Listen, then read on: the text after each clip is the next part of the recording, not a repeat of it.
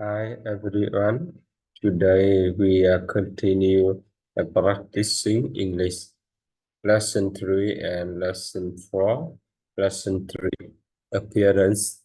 My best friend Joanna is absolutely gorgeous, extremely beautiful. She has long, sleek, black hair. Sleek meaning smooth and straight. That black meaning perfectly black. Pale blue eyes, pale meaning light color, and a radiant complexion, skin that appears healthy and full of energy. People always compliment her on her hourglass figure. When a woman has larger breasts and hips, but a small waist, and ask her what the secret is to maintaining such a slender waist, a thin waist.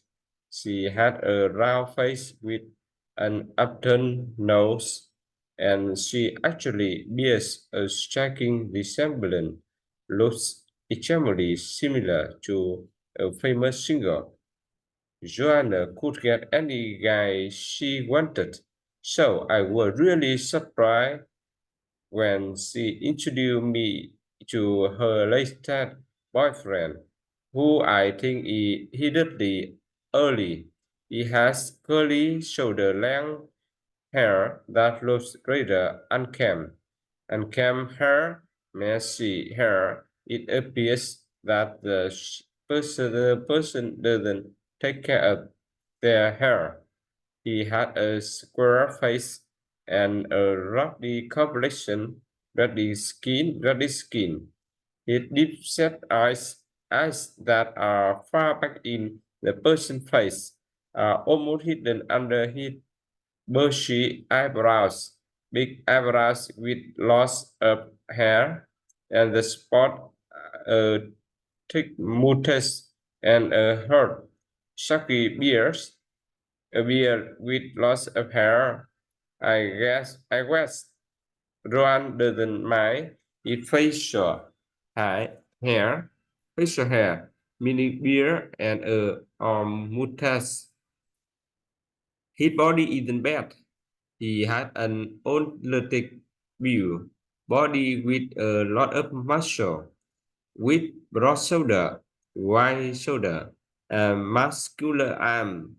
If he would only trim his beard, cut his beard a little short, and comb his hair, I suppose he could be considered somewhat attractive, more or less beautiful and handsome. Lesson 4. Character and Behavior. When I was a teenager, I was painfully shy, extremely shy. I loved reading books, and I had a vivid imagination, had a creative and colorful imagination. My best friend had a more outgoing personality. She liked to be friendly and sociable, and a good sense of humor, ability to make other people laugh. Unfortunately, she was also brutally honest, and sometimes her comments hurt my feelings, made me sad, upset, or angry. Although I was fiercely loyal to her, she showed her true colors, revealed her true personality when she played a prank, did a trick that humiliated me in front of the class. I bore a grudge, continued feeling angry, and against her for years afterwards.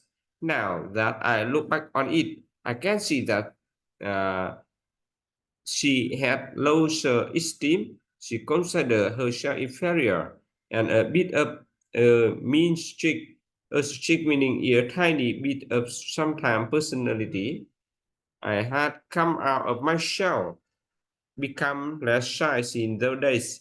I have a thicker skin. I'm less sensitive to criticism, and it doesn't bother me when people speaking minds say exactly what they without consider the effects of the work on others.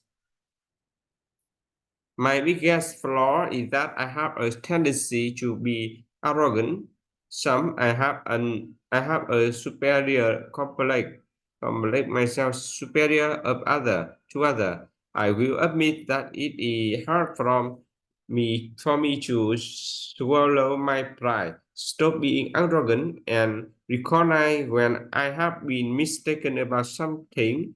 My resolution for the new year is to make a more conscious effort to put others first. Thanks for listening.